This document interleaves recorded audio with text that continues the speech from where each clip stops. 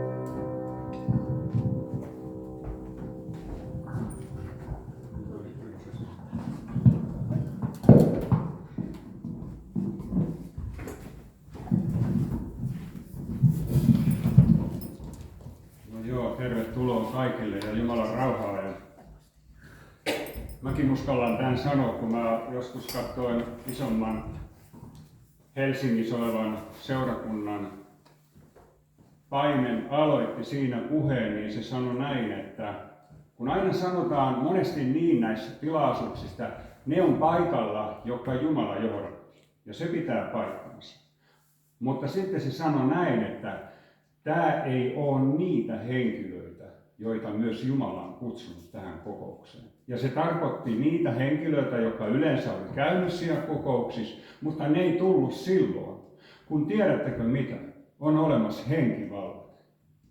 Ja nyt kun ajatellaan, että mitä Jumala aikoo tuoda kokouksessa julki, niin se vaikuttaa. Henkivallat tunnistaa sitä ja tietää, jos on jotain valmistettu ynnä muuta. Ja se vaikuttaa niiden ihmisten tahtomisessa ja tekemisessä. Se keksii jotain kiikun maalaamista ja lehmän lypsämistä justiin silloin, että minä olen estetty, että pidän minut estettynä. Ja mä halusin tämän sanoa, koska ollaan aina kiitollisia siitä, kuka tulee paikalle. Mutta toisaalta ollaan vähän murheellisin mielin, kun joitakin ei tule paikalle. Vaikka voi olla inhimillisiä syitä, mutta kuitenkin tänäänkin varmaan tulee esille sitä, että on olemassa henkivallat, jotka vaikuttaa. Ja me ollaan toisesta kuningaskunnasta, me ei olla tästä maailmasta. Ja joka on uskoon tullut, niin se on erottautunut kaikesta siitä, mikä tässä on. Mutta meillä on tasan tarkoin 2 jalkaa maan päällä. Ja me mennään täällä arkisissa asioissa. Me ei mennä yhtään maan pinnan yläpuolella, mutta hengessä me mennään niin korkealla, että tämä maailma ei tiedä siitä hajuakaan, missä me mennään. Ja sillä ei ole ymmärrystä tällä maailmalla siitä, minkämoisen toivon Jumala on meille antanut. Tällainen aloitussana tähän. Ja mulle otti yhteyttä Pihlajamäen Matti ja kysyi kokousta. Ja mulla on ollut siitä asti mielessä, että jos ja kun he pääsevät tulemaan Kauhajoelta, niin ollaan toki kokouksissa nähty, mä ajattelen, että mä heti sitten kysyn, että jos hän voisi jotain jakaa ja sanoa, mutta tässä mun ei tarvinnut kysyäkään, kun hän sanoi, että saisiko hän vähän jotain sanoa. Että kyllä nämä hyvin menee yhteen, että kyllä Herra on meidän kanssa ja olkoon Jumala sun kanssa ja pyydän sun nyt tänne jakamaan sen ajatuksen, mikä sulla on. Ole hyvä.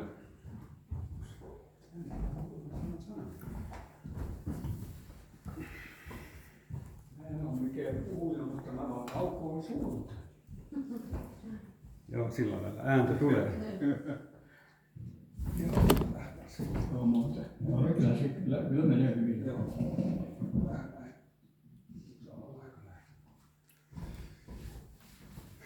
Jumalan siunausta kaikille. Joo, kiitos.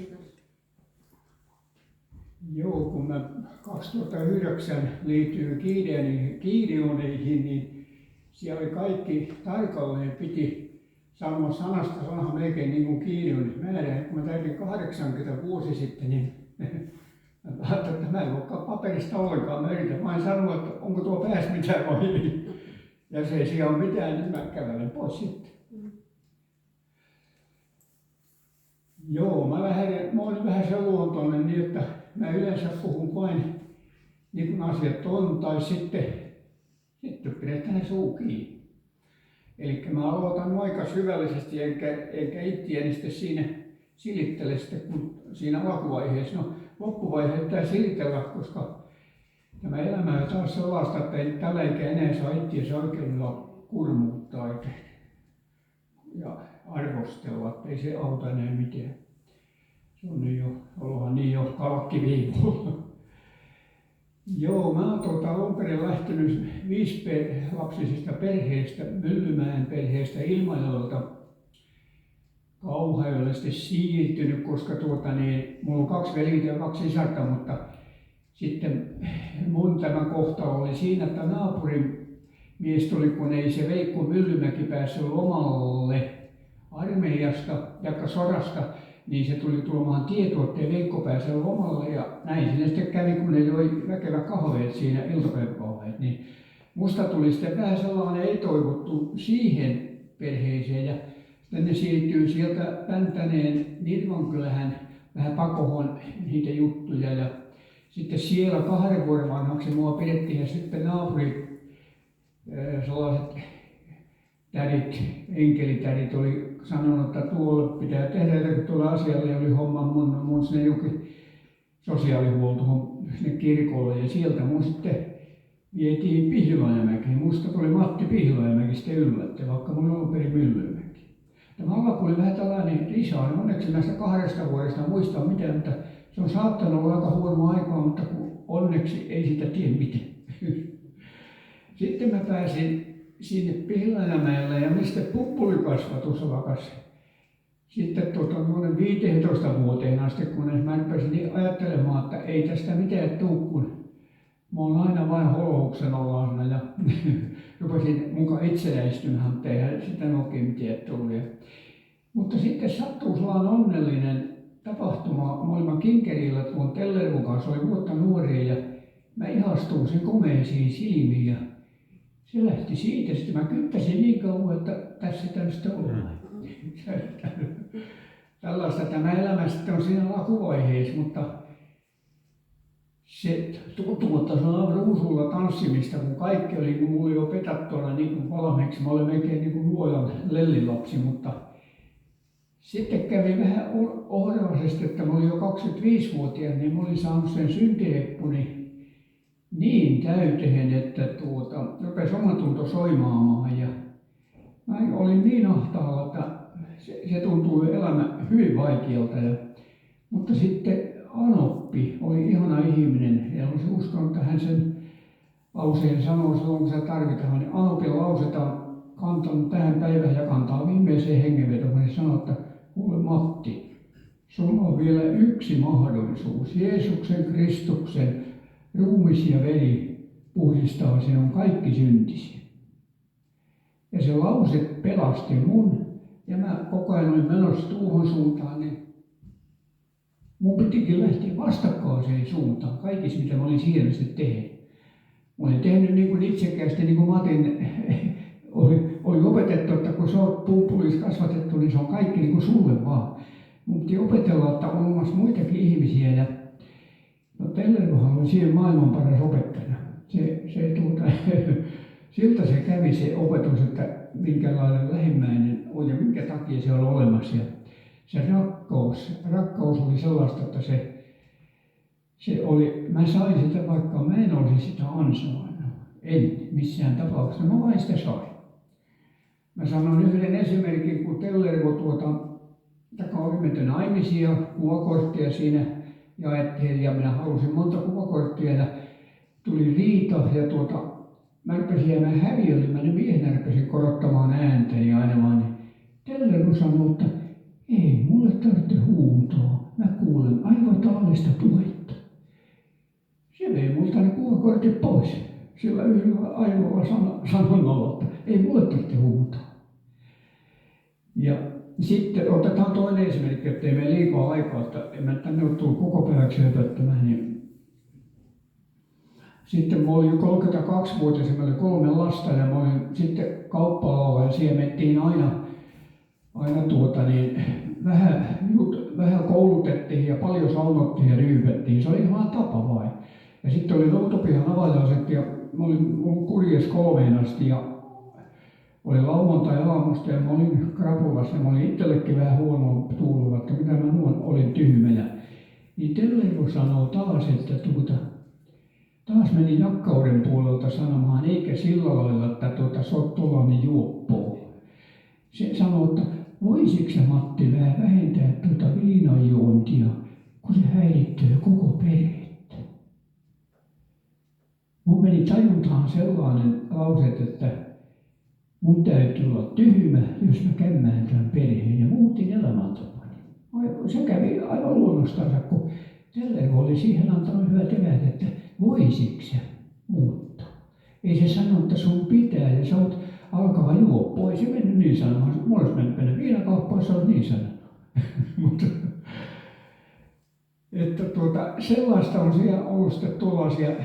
Ja sitten tämä vuosikymmenet, kun mä olin 44 vuotta tiskin takana rautakaupan, niin ne meni vähän siellä niin kuin halonhakkuus ja usko oli heikkua. Mutta sitten 80-luvulla mä tapasin, minä olen yleensä mitä itse sanoin, mutta ne oli Tuomo Virtanen naapuri, näkövammainen, niin se oli oikein se oli sellainen opiskeluhaksi maalaispuhujaksikin ja niin se oli näkövammainen, mutta se puhuu tarkemmin Raamattua kuin näkivät.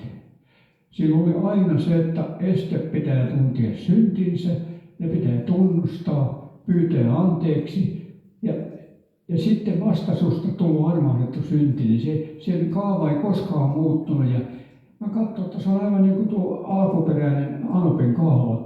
Mä taas rupesin niin kuin hedelmään sitten siitä.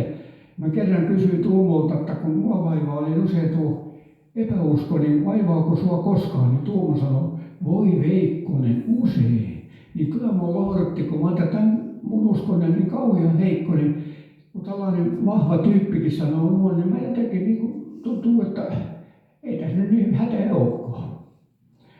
No sitten, että aika kuluu ja alkaa eläkeikä ja pääsin eläkkeelle. Mä en vähän harkataan liika tarkoinen.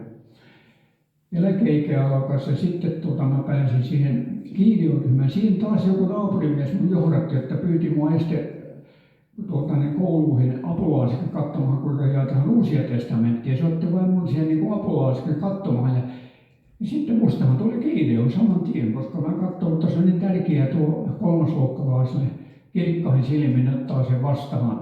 Niin ei tämä parempaa työmaata olekaan. Ja no se paljon auttoi sitten tässä uskonelämässä, mutta mitä hän nyt sitten sanoo, siinä tuli vielä sellaisia hyviä puolia, kun kuljettiin 7. talvena Fuengirolaskin ja siellä oli se Aurinkorannikon turistikirkko, oli paljon aktiivisempi kuin Evoluut-kirkko, vaikka me olemme Evoluut-kirkon jäseniä, niin meitä houkuteltiin sinne, että sä kuulut meidän porukkaan ja siellä oli erittäin hyvä ja lämmin henki, jotta siitä tuli meille vaan koti. Ja niin. Sitten taas rupesi 2018 diagnosoitiin Tellervolle tämä muistisairaus. Mä en puhunut oikeita asioita, vaikka Tellervolle täällä, mä en mitään niin lähde kiertämään ja kaartamaan niin kuin kissa kuumaa puurua. Niin. Mutta meillä meni sitten monta vuotta hyvin siinä ja on mennyt aivan, jotta meitä on se koko ajan se luoja suojelu ja varjelu, vaikka kun ajattelen omaa itseäni, niin kyllä tuntuu, että ei aina olisi sitä tosiaan ansainnut, mutta se sitä vain saanut sitä. Ja se tuo Tellervon rakkaus on ollut se, koska se oli 27 vuotta Tiklaksella, siellä se teki pientä liikettä 27 vuotta ja sai rahaa. Ja sitten se oli 15 vuotta perhepäivähoitajana ja siinä se oli niin kuin elementillinen. Se antoi kaikkensa. Meillä oli keskiväärin 6 lasta, 9 oli yhtenä päivänä. Ja Tellervo hoiti kaikki, eikä koskaan sanonut, että oli huono päivä. Niin mä olen sitä mieltä, että Tellervo on antanut elämässä niin paljon, että mä en kerkiä ikänä antamaan. Vaikka mä tässä höpöttäisin lopun ikäni jotakin hyviä asioita, mä ikänä tavoita samaa, mutta tiedän mitä Tellervo tekee. Ja mä en halua tehdä kehua, mä vain puhun, mitä mä tiedän, minkälainen hän on ollut ja on. Siihen Tellervon oudeskelu.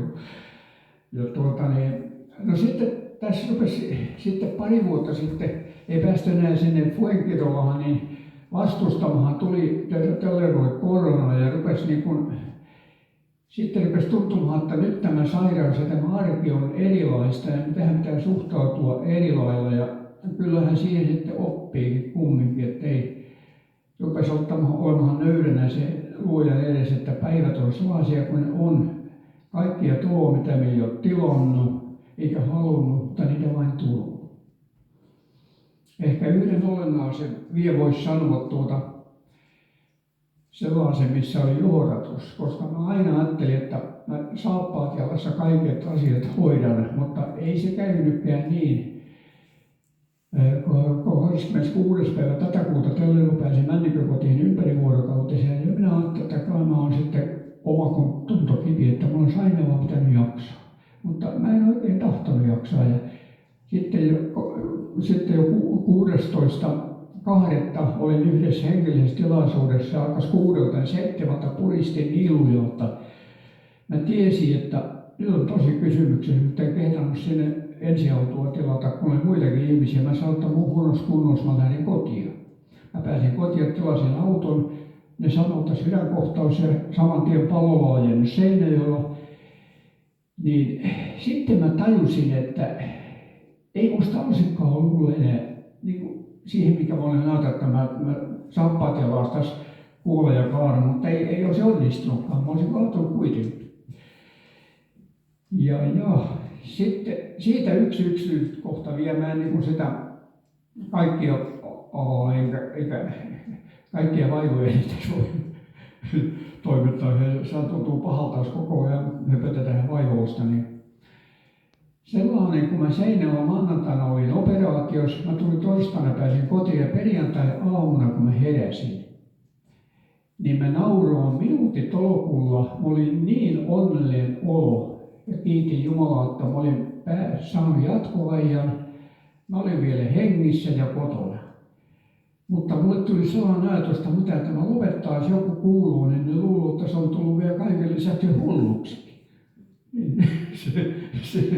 Mun piti lopettaa se nauraminen siinä. Sitten oikeastaan tämä arki on tässä mennyt niin kuin se on mennyt. Ja olen sen tähtäimen siitä, mikä mulla oli ennen jossakin, että mä teen sitä ja mä katteen sitä, niin se tähtäin on tultu tuohon, se on tänä päivänä ja huomenna, taas on huomenna. Musta on tullut niin likinäköinen näissä asioissa, että mä en kerta kaikkiaan, koska sen jälkeen, sen operaation jälkeen, niin mulla on koko ajan käsijarru päällä, en mä ole sama kuin ennen. Jos mä oon ollut reipas ennen liikkumaan, paljon harrastanut liikuntaa, niin nyt mä kävelen niin kuin etana tuolla. Mutta en tunne yhtään sellaista. Mä oon kiitollinen elämälle. Mä oon saanut paljon enemmän, mitä mä olisin ansainnut. Mä oon 60 vuotta saanut hyvää avioliittoa Tellerin kanssa, 3 lasta ja 7 lastenlasta ja paljon ystäviä ja hyvä turvaverkosto. Niin mitä ihmettä mä tarttisin enemmän? En mitään. Koska jos nyt mun lähtöni tuo taas, niin se on luojan vara. Ei mun tarvitse sitä murehtia. Ei mulla ole sellaista muresta, joka pitäisi nyt pakosta kuljettaa mukanaan. Mutta onhan päiviä, että aina joka hetki ei tunnu mukavalta. Kun menee maataehtoa maatakkeisiin, niin vasta Tellerivuoni. Onhan se hetki, ettei sen aina niin tunnu juuri siltä, miltä pitäisi tuntua. Mutta kun kokonaisuus on, jotta on saanut enemmän, mitä olisi ansainnut, niin se mua kannattavaa pitää pinnaa. Amen. Jumala, kiitos. Joo, kiitos. Kiitos. Anteeksi, että höpötin näin pitkin. Ei, se oli ihan hyvä. Ei siitä muuten mitään selvää. Kun mennä tuon kaavan mukaan. Joo, kiitos. Kun se meni sieltä, mistä hän meni. Kyllä. Joo, hyvä oli. Niin, ja.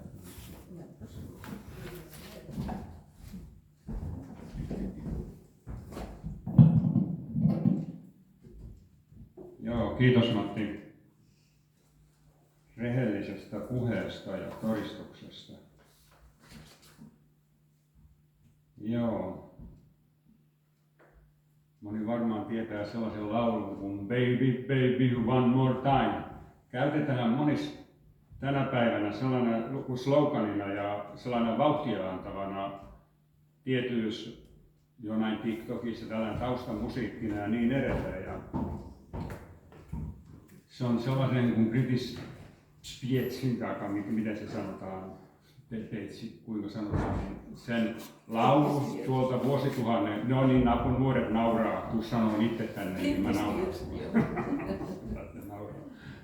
Kun sanon oikein tänne, kun sanon kuinka se lausutaan. Mä. Niin. En mä sinne. Ei, sano nyt se. Britney Spears. No niin. Hyvä. Menikö oikein? No joo, tää on tällainen sukupolvien taistelu. Mutta kuitenkin niin se oli tänään, mulla se niinku pyöri tuo päässä, että one more time. Ja mä ajattelin sitä niinku hengellisesti, että ei tule enää uudelleen sitten ehkä kerran, niin ei tule lisää aikaa ja vielä kerran. Mä katsoin sen laulun niin kuin englanninkielestä ja pistin konekäännöksenä, että mitä siinä laulussa sanotaan. Niin kuunnelkaa tää laulu. Mä oon itse ollut sellainen ennen, että mä kuunnellut näitä maailmankappaleiden lauluja, sanoja mitään. En mä piitannut niistä sanoja. Mä oon ajatellut koskaan niitä mitään. Että tämähän nyt voisi olla, että mun pitäisi niin kuin kompata jotain hengellistä laulukirjaa ja nostaa sieltä niitä hyviä nosteita, mutta kuunnelkaa mitä tässä sanotaan. Olen suoraan sanoen pulassa. Yksinäisyyteni tappaa minut juuri nyt. Minun täytyy myöntää sen. Uskon, että kaikesta huolimatta, kun et ole täällä, menetän järkeni kokonaan. Anna minulle selvä merkki. Ota yhteyttä vielä kerran. Oma kultani, miten minun pitää tietää, ettei kaikki ollutkaan aivan oikein. Oi kulta, minun ei olisi pitänyt päästää sinua menemään pois luotani. Nyt kaipaan sinua niin. Näytä minulle, miten haluat tämän kaiken päättyvän. Ota yhteyttä vielä kerran. Yksinäisyyteni tappaa minut juuri nyt. Olet ainoa täydellinen syy, miksi hengitän ja elän. Sokaistun tästä kaikesta kokonaan. Ei ole mitään muuta, mitä haluaisin nähdä. Tämä ei ole helppoa. Se ei ole ollenkaan minulle helppoa nyt. Kulta, mitä minun pitää tietää tämä kaikki silloin? Oi kulta, kaipaan sinua.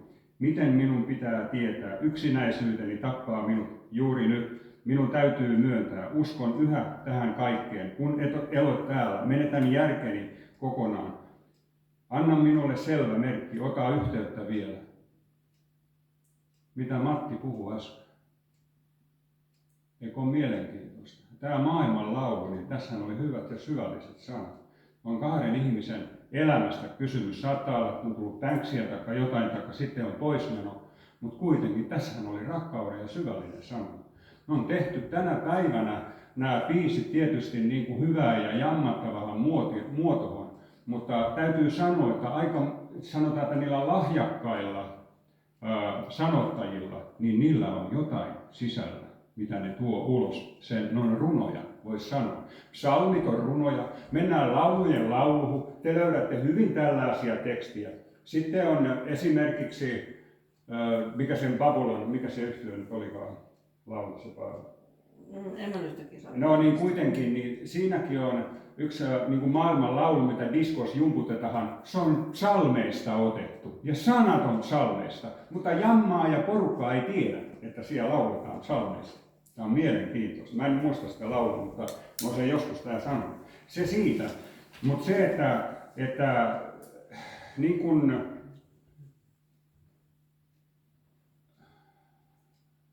on suuri kahtiajako ja juopa kerran maailman ja Jeesuksen vastaanottaneiden välillä. Ja sen ylitte ei pääse millään. Kerran. Mutta nyt sen ylitte pääsee. Ja meidän tehtävä on mennä niiden sekaan. Ja voidaan tuoda niitä tiettyjä asioita. Kun moni ei löydä, kun sä luet tolpasta, että Jeesus pelastaa, niin kuka sen löytää siinä? Ne on vähän slogania, ne on totuuksia, mutta ketä ne pysäyttää? Mä en tiedä. Voi olla, että sellaisia ihmisiä on ja löytynyt ja voi olla todistuksia siitä, mutta yleensä johdannaisena on se, että Pyhä Henki on johdattanut ihmistä.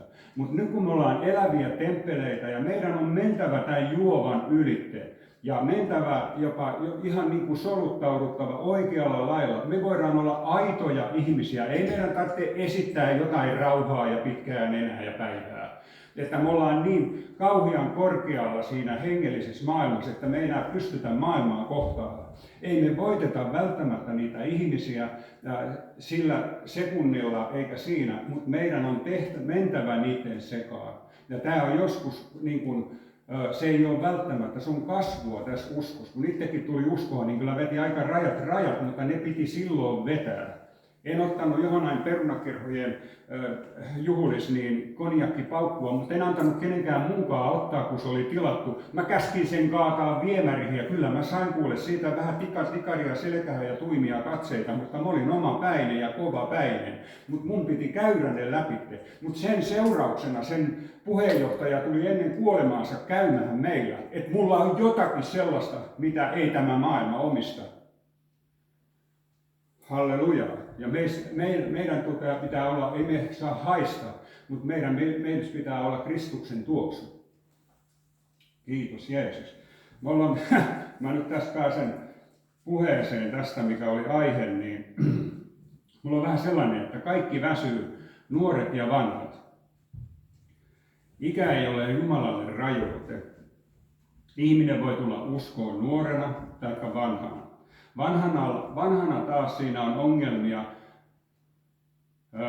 taustoilla ja ympäristöllä ja perheellä ja vaimolla ja lapsilla. Suurin piirtein tässä on ne suurimmat tekijät uskoon tulemiselle jollekin yksilölle. Se voi olla oma puoliso se suurin este siinä. Ja sitten pelko siitä, että jos pitää puolisolle jotain paljastaa, se on ensimmäinen siinä, niin se on parempi pysyä hiljaa ja olla tällainen sisäisesti uskovainen vaan, mutta en tehdä koskaan mitään ratkaisua. Ja sitten myös se, että ihminen voi kasvaa ylpeäksi vanhaksi tullessaan. Ja sen takia nuorena, kun vitsa vääntyy, on helpommin, se ei ole kerinnyt vielä ylpistynyt.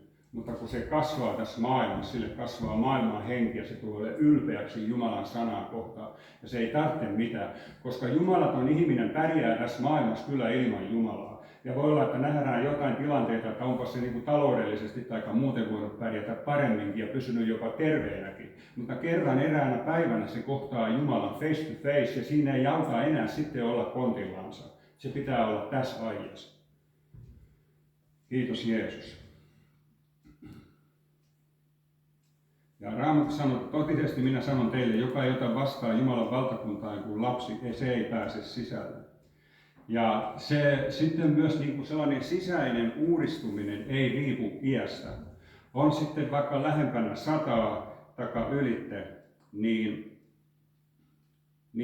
se on elävän persoonan ihmisen, jonka Jumala on luonut, niin sen oikeastaan niin kuin Jumalan sana puhuu siitä, että meidän tulee uudistua sisäisesti.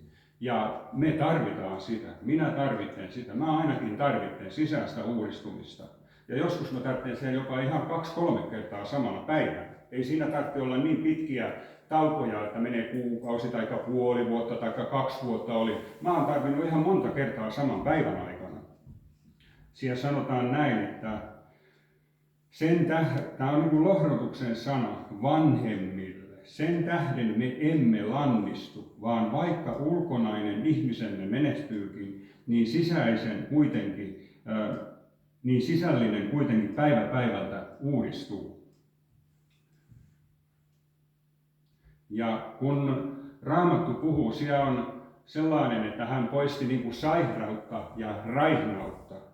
Niin me ajatellaan näin, että niin kuin nähdään ruumiillisesti, niin kuin vanhemmassa ihmisessä tulee raihnausta ja luut menee välitysaineet ja tulee käsitaituja, niin se on niin kuin raihnautta ihan oikeasti. Mutta silloin, mistä Jeesus poisti sitä kaikkinaista raihnautta, niin myös se raihnauksen poisto ei ollut vain vanhoille ihmiselle, vaan se oli yhtä lailla nuorille. Ja siinä niin kuin 3:8 käännöksessä se on raihnausta, mutta oikeastaan se on kreikan kielestä on sellainen sana kuin asthenia. Ja se tarkoittaa heikkoutta tai sairautta, se raihnaus. Ja se ei ole luokiteltu se raihnaus, voidaan 3:8 käännöksestä ymmärtää, että mä en ole ainakaan raihnainen. Niin kyllä meissä voi olla nuori sitä raihnautta. Se on heikkoutta ja sairautta. Ja tätä kaikkea Jeesus poistaa. Ja sen Jeesuksen sanan täysin työ, minkä hän teki, niin sen tavallaan voimaan astuminen uskon kautta, se on meillä niin kuin otettavissa. Ja tähän ei tarvita mitään, niin kuin joku sanoi, että pitääkö olla jotain suuria uskon ponnistuksia. Ei tarvitse olla. Mä uskon niin, että kun hengellinen minä täyttyy pyhällä hengellä ja kasvaa Jumalan sanalla, niin se alkaa ymmärtää enemmän sen, että se on myös minulle mahdollista. Se voi olla joskus niin kuin lukittu näin, että se ei ole enää minulle mahdollista. Mutta Jumala ei ole laittanut rasismista eikä rajoituksia ikään, vaan hänelle tämä on niin kuin poistettu. Ja voiko sanoa, että pystynkö minä estämään sen, että minä en parane? Se on hyvä kysymys, mutta se, että jos ei sitä pohdi niinkään, vaan pohtii sitä, mitä Jumalan sana on luvannut, niin se avaa niitä porttia siihen parantumiseen ja myös pois lakaisee sitä tietä, mitä kohti voi mennä, ettei kaadu joka ikiseen oksaan, joka siinä on saavutettavissa. Kun nuori uskovainen on, tiedetään paljon tapahtunut huumeista, on ollut näitä kaikkia viruksia ja muuta tullut, sen käyttö, hepatiittia, joka on mahdoton saada parantunut, ne on parantunut. Kun ne on uskonut nopeasti, niillä on ollut Jumala halunnut näyttää voimansa myös niistä ja antaa niille elämän. Mutta sille samalle ihmiselle, joka on päässyt näistä silloin joskus nuorena, niin hänellä on taistelu myös vanhana. Ei hänestä tullut teräsmiestä. Hän on ihan samanlainen kuin minä ja sinä. On tullut ikää taikka ei. Meillä on edelleenkin Jeesus, joka parantaa. Ja hän ei katso nytkään ikää. Ei edes nuoruuteen eikä vanhuuteen, eikä ihmisen kehittymiseen hengellisesti, että onko se mennyt niitä askeleita eteenpäin, vaan hän sanoo, että hän on parantaja ja hän parantaa. Tämä on vaikea ymmärtää. Tosi vaikea voi olla, mutta kun sanotaan, että heitetään se vaikeus pois, niin se on helppo ymmärtää. Ja meillä koska meillä on laajat aivot, niin ne valmistaa sitä estettä sieltä, että voiko se olla minulle. Siinä tulee kaikkia niitä tänne vastaan. Meillä on se, me ollaan tässä maailmassa, syntiin langeenneessa maailmassa, ja meidän aivokin on tämä syntiin langenneen yhteisön keskellä, niin se helposti, ja sen takia me tarvitaan parantumisen saarnaa, Jumalan sanasta esimerkkiä, mistä Jeesus teki. Ja hän sanoo, että hän on sama eilen ja tänä päivänä. Hän ei ole lukenut tänä päivänä lakannut parantamasta. Sitten sanotaan, että ihminen kuolee kuitenkin, ajattelee, että se kuolee kuitenkin johonkin sairauteen. Ei välttämättä. Ei välttämättä mihinkään sairauteen. Vaan vähän sillä lailla kuin Abrahami, niin olisi ihana lähtö, että tavallaan kun konttinsa oikaisee ja sanoo Herralle, että tässä olet. Mä tiedän monia Jumalan palvelijoita, olen lukenut, jotka on lähtenyt näin. Se lähtö ei ole tullut sen sairauden ottamisen kautta. Totta kai sydän lakkaa lyömästä, mutta Jumala päättää sen elämän silloin. Jumala ei tarvitse sinun ja minun ottamiseen pois täältä sairautta. Lääketiede ja tietyt opetukset sanoo tätä vastaan, että tarvitseepas, että joka ikisellä on jotakin, mutta jos ei ole nähty, niin ei ole tutkittu kunnolla.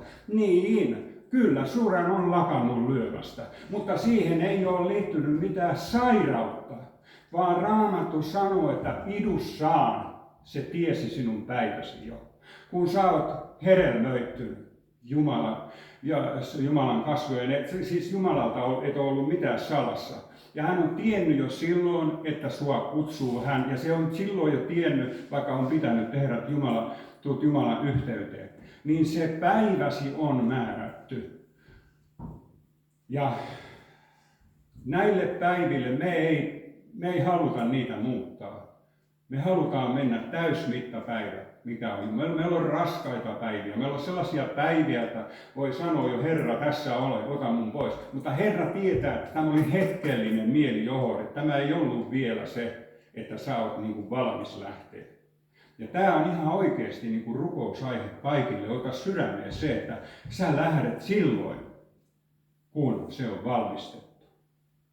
Ja sä, Matti, sanoit siitä hyvin, että sä oot valmis, että se on Jumalan käsissä. Mutta kuitenkin me tarvitaan sitä tietoa ja vahvuutta, että mitä se voisi olla Jumalan perspektiivistä, se lähtöajankohta ja mihinkä se liittyy.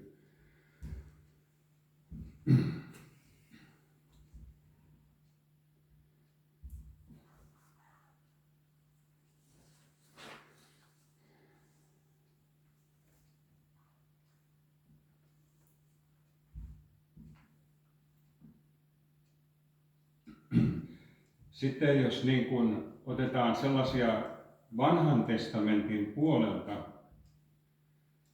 niin kun ikääntymiseen liittyviä asioita, niin siellä sanotaan saarnaajan kirjassa, että muista luojaasi nuoruutesi, nuoruudessasi ennen kuin tulevat pahat päivät, ennen kuin auringon valo ja kuu ja tähdet pimenevät ja pilvet palaavat sateen jälkeenkin. Ja tässä nämä on mielen alueiden se, että kun kun voi tulla, niin kuin meillä kaikilla voi alkaa muisti esimerkiksi pätkihin, mutta voi olla, että siihen liittyy sellaisia neurologisia sairauksia, että muisti alkaa menee. Ja se on tahdosta riippumaton asia, esimerkiksi, että ei muista. Ja niin kuin itsellä on ollut vähän huono muisti tietyillä asioilla, mutta tietyillä asioilla tosi terävä ja hyvä, joita ei unohda koskaan, mutta sitten johonain kohtaa se voi olla vähän persoonakysymys. Ja sitten se voi olla myös sellainen, että jostain asioista ei niin välitä, on puoliksi välinpitämätön, niin ei muista. Mutta toinen välittää jostain asioista ja toinen on lahjakas myös muistahan elämänsä pitkälle asioita. Niin sanotaan niin, että siihen ne on sellaisia sairauksia, johon liittyy muisti, tarkkaavaisuus, toiminnanohjaus, hahmottaminen, kielelliset toiminnat ja ongelmien ratkaisu. Nämä on neurologisia sairauksia. Ja tänä päivänä ajatellaan, en nyt yhtään teille, mutta kuinka tämä asia on, ja meidän seurakunnassa muutenkin on sellaisia ihmisiä joilla on sitä, niin se, että onko tämä pois suljettu että parantumiselta. Ja mä haluan sanoa tämän sillä lailla, että tähän jää rauha kuulijalle, mutta se on nyt, Jumala tunnistelee sitä ihmistä, joka lähestyy häntä, että hänen tarpeistansa, jos siellä on syvä tarve ja rukous ja pyyntö, että mä haluan vielä tämän. Mä en hetkeäkään epäile sitä, etteikö Herra anna sitä. Mutta se, että halu, niitä on vaikea tutkia ja kontrolloida, minkämoisella alueella mennään. Se on Jumala, mutta kuitenkin se, että ei ole pois suljettu mitään maailman sairautta, mitä Jeesus ei parantaisi tänä päivänä ja Pyhän Hengen kautta, miksi hän ei tulisi siihen sinun rinnalle ja tekisi tätä, koska hän on parantaja. Hän parantaa tätä ruumista, ruumiillisista ja sielullisista ja hengelliset tapahtuu paranee, kun me otetaan Herra vastaan, mutta kaikista niistä sairauksista. Se ruumis, joka me kerran saadaan, kun me lähdetään täältä, niin se on täysin terve. Siinä ei tarvitse mitään parantumista. Jeesuksen parantuminen, parantajana oleminen, ei liity siihen, mitä uuden ruumiin saamiseen. Se ei liity siihen, vaan parantuminen liittyy tähän ruumiiseen, joka meillä nyt on. Ja puhutaan monista, kun sanotaan saarnaasta, kun ne, jotka ikkunasta katsovat, hämärtyvät. No mitkä sieltä katsoo sieltä? Ne, jotka katsovat ikkunasta. No silmät sieltä ikkunasta katsoo, niin ne hämärtyy, ne silmät. Mutta Raamattu ei ole aina niin exactly selottanut kaikkia, että mitä tämä nyt justi, koska se on myös käännettyä tekstiä ja johonain kohtaa voi olla sanotaan, että pitää lukea se myös hengessä ja ymmärryksellä, että mitä, mutta tässäkin oli selvä kohta, joka tarkoittaa omia silmiä.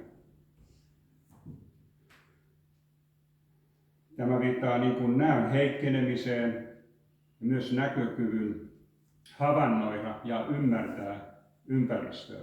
Siellä ymmärryskin voi mennä heikompaan, eli me ei enää ymmärrä näkemään. Nämä ei ole tänä päivänä tulleita asioita, vaan nämä on ollut aina tässä elämässä. Ja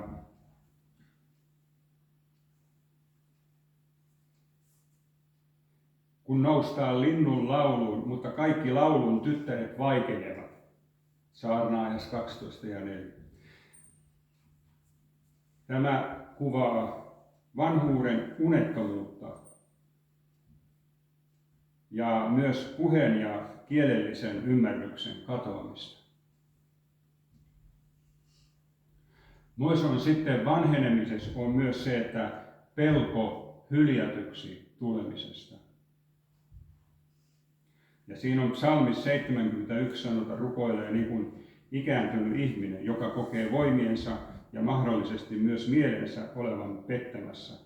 Hänen suurin pelkonsa on, että yhteisö tai Jumala hylkää hänet, kun hän ei enää kykene huolehtimaan itsestään. Älä heitä minua pois vanhuuteni päivinä. Älä hylkää, kun voimani loppuvat. Psalmi 71.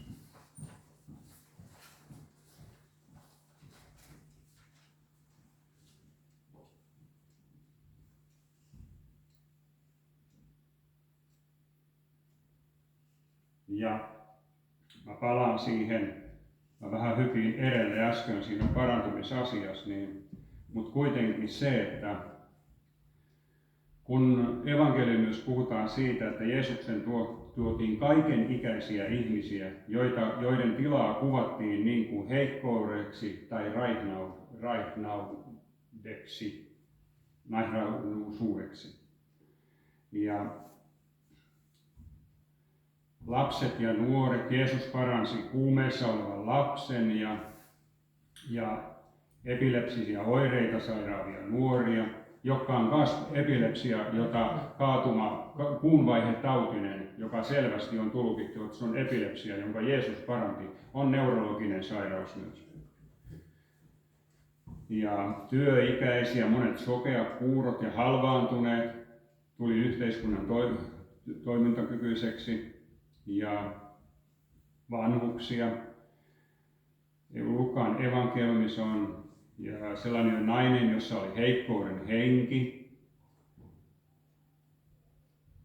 Ja 18 vuotta oli sairaus sitä koukistanut.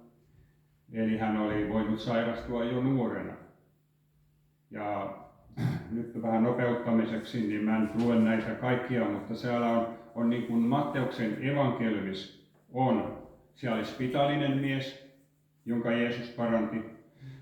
Ja sitten oli myös niin kuin Jeesusta rukoiltiin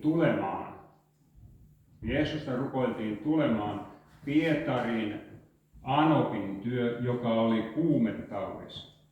Ja Jeesus paranti tämän kuumetautisen. Ja sitten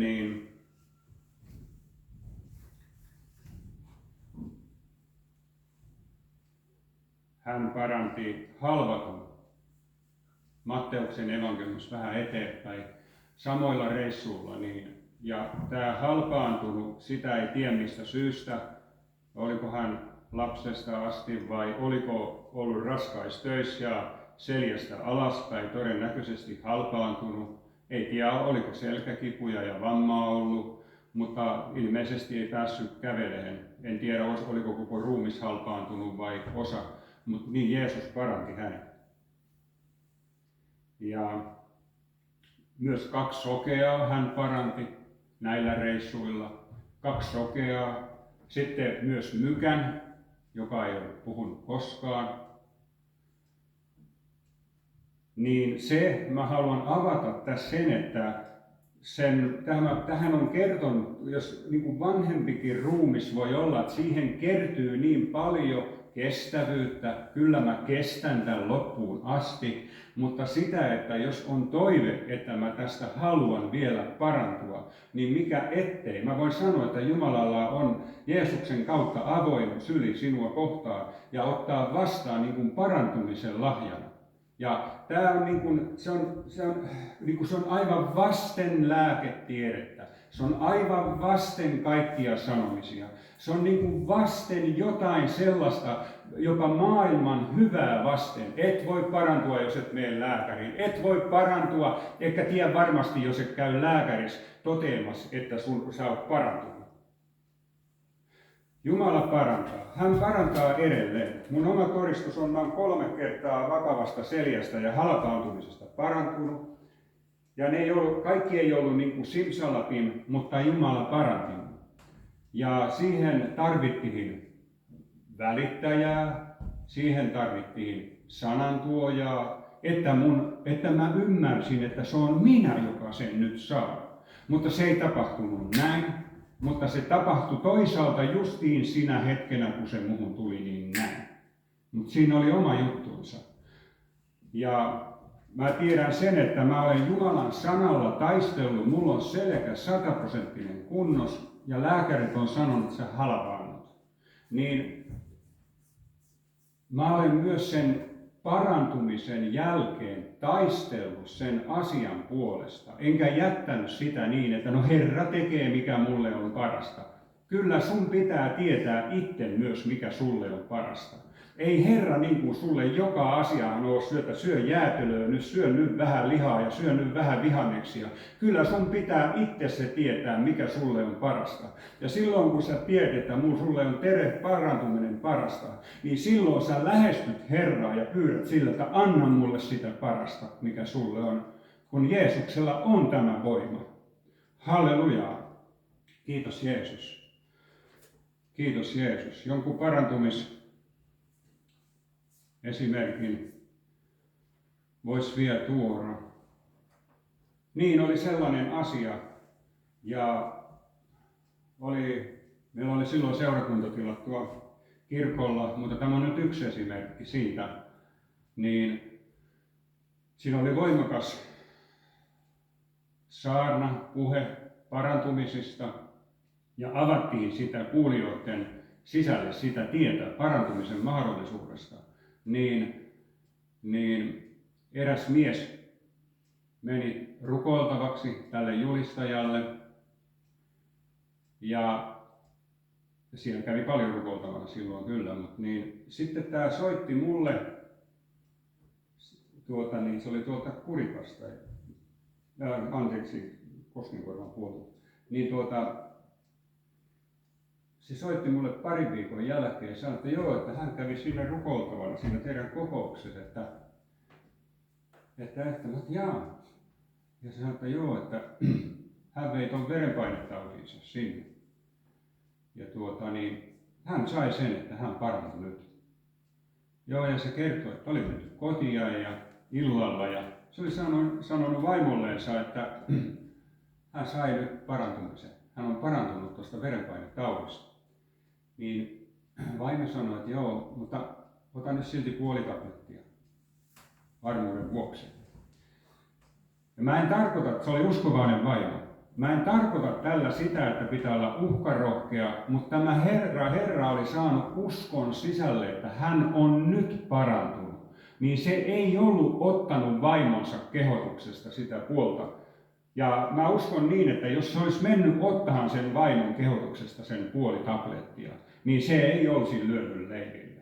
Koska se on jatkumo se parantuminen. Se ei ole niin, että sä saat sotkia itseäsi kaikkea pelkoa sen jälkeen, vaan Jumala täytyy saada myös valjastaa niin, että musta on se pelko pois. Ja niin kävi, se sanoi, että sen jälkeen hän on mittaillut, niin verenpaineet on normaalit ja hän ei ole ottanut yhtäkään pilleriä. Se halusi vaan mulle soittaa sen, että kyllä tapahtui. Ja hän ainakin sai parantumisen. Halleluja. Kiitetään Herraa tässä ja otetaan yksi laulu ja vielä sen jälkeen sitten Terhi sä ja jotain tähän loppurukouksen. Joo, loppurukoukset. Niin, joo. Kiitos Jeesus ja kiitos Jeesus, että se sun Herra, sun parantava voima on meidän keskellä ja me saadaan aivan kuin täyttyä hengellä ja samalla kun me häytytään hengellä, niin Jumalan sana sanoo, että täyttykää hengellä.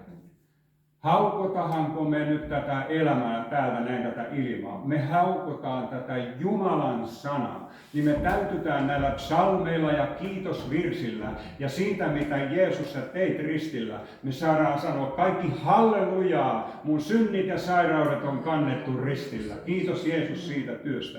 Ja me täytytään pyhällä hengellä Jumalan sanalla. Ja Jumalan armosta eletään niin kauan kuin eletään kukin. Ja Herra, meillä on niin kuin sekin myös tuodaan rukous, kun siellä sanotaan näin, että Herra varjele meidät äkkikuolemalta. Jotain siinä on sellaista, kun sanotaan, että varjella äkkikuolemalta. Jotain siinä on. Siinä on jotain pyhää ja syvää. Kiitos Jeesus, että mä saan rukoilla itseni ja kaikkien puolesta varjelle meidät äkkikuolemalta. Ja Herra, niin on päivämme, niin on kuin voimamme. Toinen elää kauemmin ja toinen vähemmän. Mutta Herra, mä pyydän sitä, että se on Jumalan niin kuin idussaan antama ikä, että me ei olla sitä lyhennetty tavoillamme, eikä myös uskomattomuudellamme, vaan Herra, että se on. Ja mä rukoilen myös sitä, että se terveyden tuoksu, se leviää kaikkien sieluun ja hengen sisälle. Ja Jumalan valtakunta parantaa sua niin kuin sisäisesti. Kaikista sisäisistä niin kuin suolistosairauksista. Niin mä rukoilen, että nämä oikein ja nämä paranee. Kiitos Jeesus. Kaikista munuaisvioista Jeesus parantaa. Halleluja. Ja Maksan alueella olevia orastavia alkuja. Herra poistaa niitä. Kiitos siitä, että uskon kautta me eletään. Uskon kautta me eletään taivaaseen asti. Uskon kautta me saadaan parantua. Halleluja. Kiitos Jeesus, että se yksinkertainen usko Jumalan poikaan riittää. Ei tarvitse ponnistella eikä kiristellä hampaita eikä juoksta eteen eikä taakse, vaan uskon kautta Jeesuksen. Halleluja. Kiitos Jeesus sun armosta ja voimasta, joka tänä päivänä vallitsee tässä tilaisuudessa. Kiitos Jeesus. Halleluja. Amen.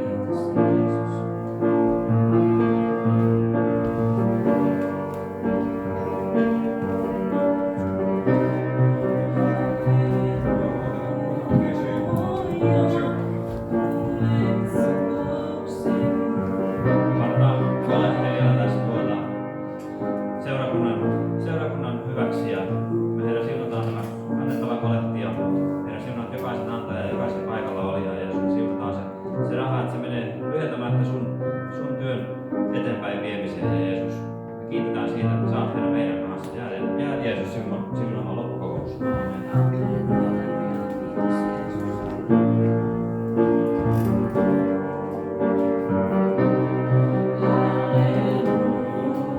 Halleluja.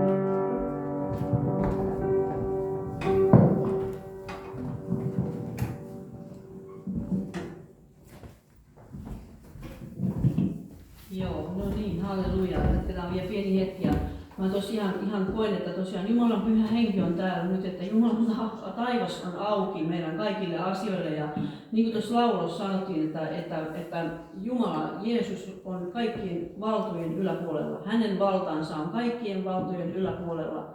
Ja tänäkin päivänä me saadaan ottaa vastaan Jumalan maailmoista parantumista ja myös kaikkiin asioihin. Ja mitä Vesa tuossa toi noihin parantumisasioihin, niin varmaan meillä kaikilla on jotain, mitä voi parantaa niin kuin sellaista niin kuin ruumiillistakin tai henkistäkin. Niin otetaan vastaan ihan sitten Jumalan parantavaa voimaa tänään. Ja meillä on tuossa, ei ollut ilmoitettu, mutta on mahdollisuus ottaa ehtoollinen niin se on kaikille Jeesuksen uskoville avoin, eli ei tarvitse kuulua meidän seurakuntaan, vaan kun sä uskot Jeesukseen, niin sä oot vapaa ottamaan sen ehtoollisen. Otetaan yhdessä ja ollaan kaikki tervetulleita Jeesuksen muistoaterialle ja se, että me niin kuin saadaan tänäkin hetkenä oikein niin kuin vahvistaa sitä kaikkea, mitä Jumala on sanonut. Niin kuin hän on sanonut, että Jeesus kantoi ristinpuulle ruumiissaan meidän synnit ja meidän sairaudet. Ja me hänessä saadaan ottaa vastaan terveys. Niin Pietari 2, mikä se nyt oli yhtä kesäpäähän se paikka, mutta kuitenkin siellä sanotaan hyvin selvästi, että Jeesus on kantanut meidän synnit ja meidän sairaudet. Ja me hänessä saadaan ottaa vastaan terveys ja parantuminen. Ja myös sellaiset niin kuin muut asiat meidän elämässä, mikä tarvii niin kuin Jumalan kosketusta ja Jumalan läpimurtoa. Hallelujaa. Kiitos Jeesus siitä, että sä siunaat meidän tämän loppuhetken ja rukoillaan tässä vielä ja voidaan rukoilla henkilökohtaisestikin siunata, jos haluat lopuksi, kun ollaan otettu tuo ehtoollinen. Niin. Kiitos Jeesus siitä, että sä oot nähnyt meidän tämän porukan tässä näin ja ketä on seurannut netistä, niin kiitos Jeesus siitä, että sä siunaat Herra ja sä haluat kaikille hyvää ja se on tosiaan tähän maan päälle, se on tähän maan päälle tarkoitettu. Sitten taivaassa meillä on kaikki jo hyvin, siellä me ei tarvita enää parantumista, mutta sä annat voimasi jokaiseen päivään ja Herra, kiitos siitä, että me saamme myös parantumista pyytää, ottaa myös vastaan sen niin kuin uskossa ja uskoa se, että Raamattu on luvannut sen meille. Halleluja, kiitos Jeesus.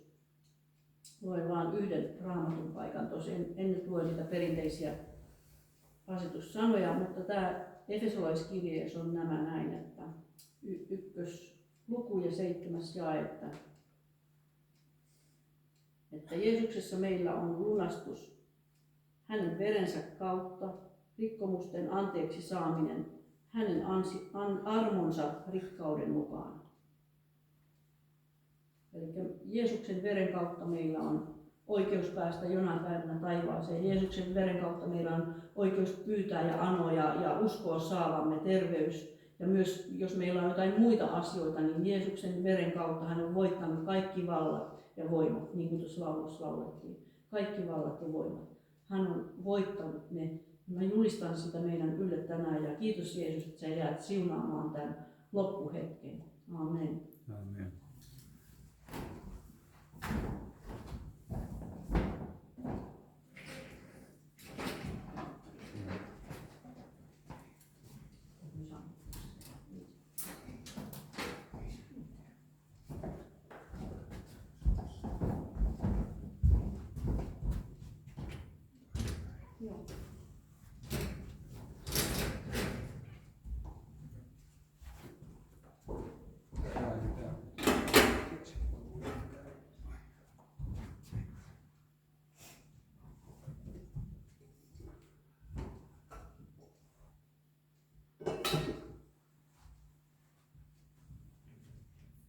Olkaa hyvä.